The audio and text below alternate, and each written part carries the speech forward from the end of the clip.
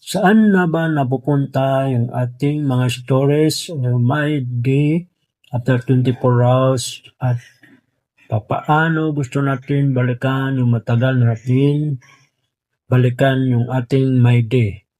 Na-save natin sa ating gallery. Kung interesado ka, panoorin mo lang ito. Tara, sundan niyo lang ako.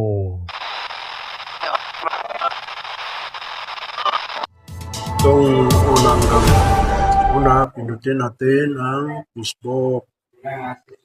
Pagkatapos, pindutin na naman natin itong profile natin.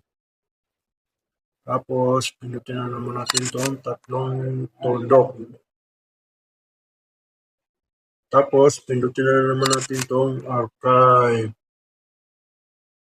Yan ang pinaka-last. Pindutin natin yung story archive.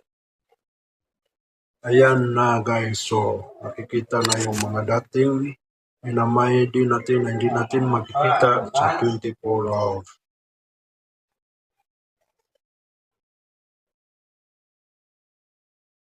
Yan. Ang dami. Pero makikita guys. Sana patulong at sa susunod dagdagan natin. Salamat.